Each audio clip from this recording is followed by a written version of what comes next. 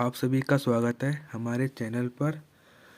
जैसा कि आप लोग जानते हैं, इस समय सभी स्कूलों में यूपी बोर्ड के क्लास 10th और 12th के प्री बोर्ड कराए जा रहे हैं। तो आज स्कूलों में अंग्रेजी का प्री बोर्ड हुआ है। ये पेपर आज बहुत ही सरल आया है। बहुत ही सरल पेपर आया है अंग्रेजी का। जिन्होंने साल भर मेहनत की होगी उनका पेपर बहुत ही अच्छा गया होगा। इस वीडियो में अंग्रेजी का पेपर पूरा हल करते हैं। चलिए स्टार्ट करते हैं। इस पेपर का कोड 316 BBJ है।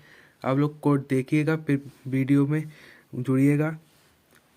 ईयर 2025 है, 26 में कराया जा रहा है, लेकिन लिखा 2025 में है। अंग्रेजी पेपर है। अंग्रेजी का पूर्णांक 100 नंबर का है। इसमें समय मिलता है 3 घंटे 15 मिनट। सभी पेपरों में समय 3 घंटे 15 मिनट ही मिलता है। नोट लिखा है, first 15 minutes are allotted for the candidate to read the question paper. ये आपको मैं हर पेपर में बताता हूँ कि 15 मिनट आपको प्रश्न पत्र पढ़ने के लिए दिए जाते हैं।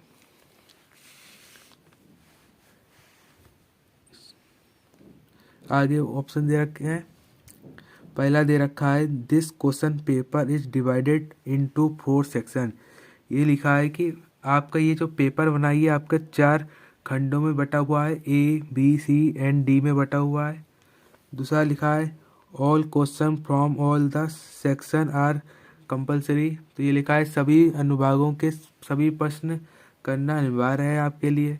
तीसरा लिखा है, are indicate against each question. प्रत्येक प्रश्न के सामने अंक अंकित है आपके लिए। सेक्शन ए रीडिंग से आता है। आपको पैराग्राफ दिया जाता है।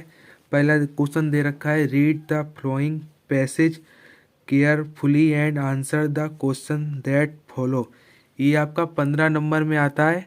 ये आपको पूरा सही से पढ़ना है। और आपको 4 क्वेश्चन 3-3 नंबर के दिए जाते हैं और 3 नंबर के 1-1 नंबर के प्रश्न दिए जाते हैं। आपको ये पूरा सही से पढ़ना है। उसी से पढ़कर आपको प्रश्नों के उत्तर निकालने हैं। इसके प्रश्न आगे दे रखे हैं। ये प्रश्न दे रखे हैं, आपको इनको पढ़ना है और उसमें छाट कर आपको इनके उत्तर लिखने हैं। आपको 4 क्वेश्चन दे रखे हैं 3-3 नंबर के और 3 सवाल दे रखे हैं 1-1 नंबर के। टोटल 15 नंबर का ये पैसिव आता है रीडिंग में। तो पहला दे रखा है, इन बाट कैंडिडेट्स डस स्पीच बी कम ए ब्लीसिंग। तो इसका हिंदी में अर्थ बताते हैं तो, किन परिस्थितियों में वाणी वरदान बन जाती है। तो आपको ऊपर पढ़ना है, उसका क्वेश्चन निकालना है। ये आपको पहले पन्ने पर पहली लाइन में ही आपको इसका आंसर मिल जाएगा। दूसरा दे रखा है, how can speech be a great curse. तो आपको ये आगे मिल जाएगा। तीसरा दे रखा है, ऑप्शन सी दे रखा है, by should be use word carefully. हमें शब्दों का प्रयोग सावधानी पूर्वक क्यों करना चाहिए। आपको ऊपर पढ़कर इसका आंसर देना है। आप लोग सही से पढ़िएगा तो आप इसका आंसर मिल जाएगा 3 नंबर में। चौथा दे रखा है, speech is not a gift explain it. आपको ये एक्सप्लेन करना है, आपको समझाना है कि बोलने की क्षमता कोई जन्मजात नहीं होता है। तो आपको एक्सप्लेन करके समझाना है अपनी भाषा में। 3 नंबर मिलेंगे। नीचे दे रखा है, राइट द ऑपोजिट फॉर ब्लीसिंग। इसमें पूछा है आपको आशीर्वाद का विलोम पूछा है आपका। तो आशीर्वाद का विलोम होता है कर्स, यानी श्राप होता है कर्स। दूसरा दे रखा है, एक्सप्लेन द अंडरलाइन प्रोटेन। तो ये आपसे कह रहा है, जो ऊपर आपको ये अंडरलाइन आपको दिख रही है, आपको ये प्रोटेस्ट करनी है। अंडरलाइन को एक्सप्लेन करना है अपनी भाषा में कि ये अंडरलाइन में क्या ये कहना क्या चाह रहा है, आपको एक्सप्लेन करके बताना है। तीसरा लिखा है, what do you mean by a slip of tongues. तो ये पूछ रहा है जुबान फिसलने से क्या मतलब है।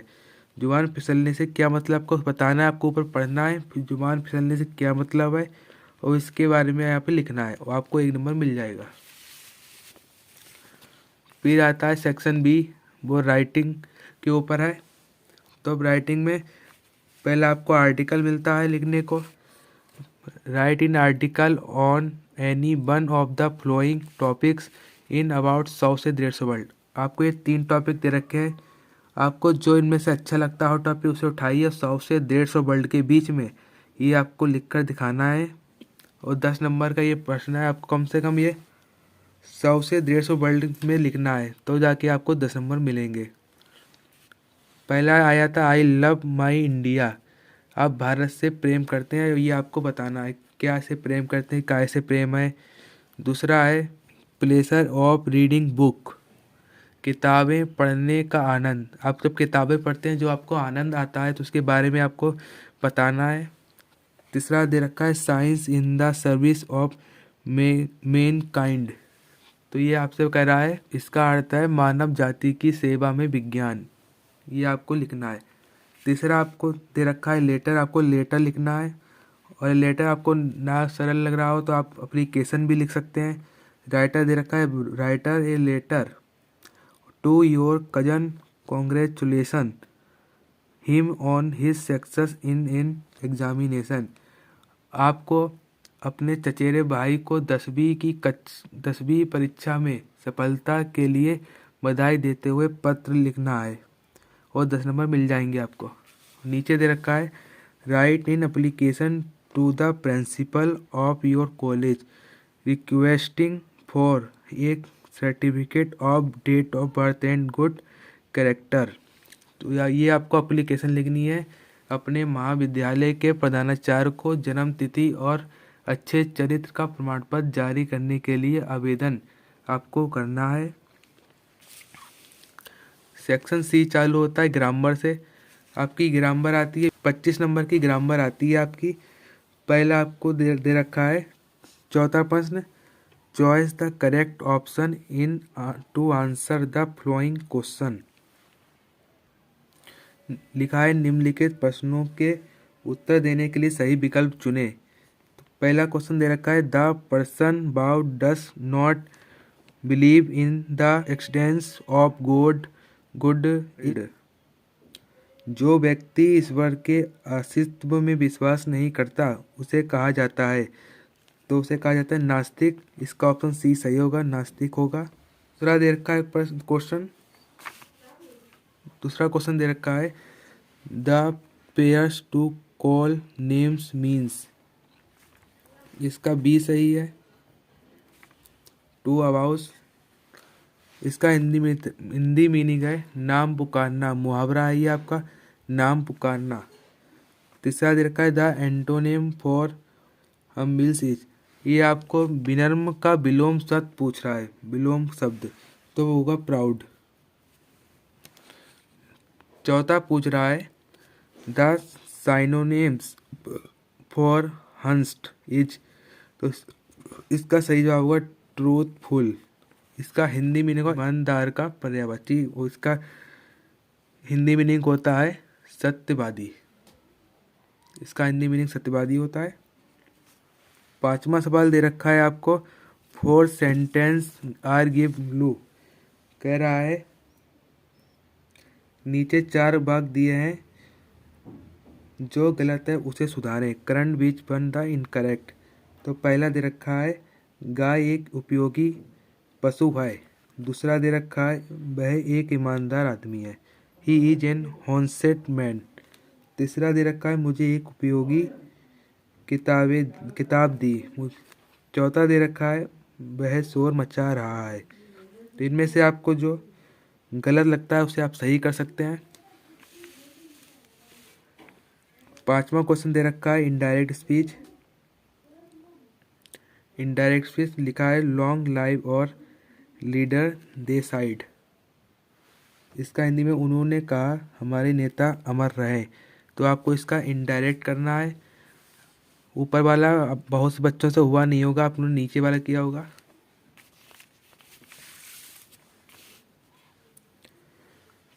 दूसरा दे रखा है आपको combine any one the following in direct, आपको इसमें डायरेक्ट करना है ऊपर नीचे में जो आपको सरल लगता हो। She want to Dehradun, she want there to see her sister, वह देहरादून गई, वह अपनी बहन से मिलने गई थी। और दूसरा आपको दे रखा है it is certain he is guilty, यह निश्चित है वह दोषी है। तो आपको इसका हल करना था सिंपल सेंटेंस बनाकर। ये आप बहुत सरल से बना सकते थे। इट इज क्रिटेन, यहाँ पर आप दैट लगाकर दैट ही इज, आपको यहाँ पे दैट लगाकर और ही लिखना था बस। ये आपका बन जाता, 2 नंबर आपके पक्के हो जाते। क्वेश्चन नंबर सी दे रखा है, change any one of the following sentence.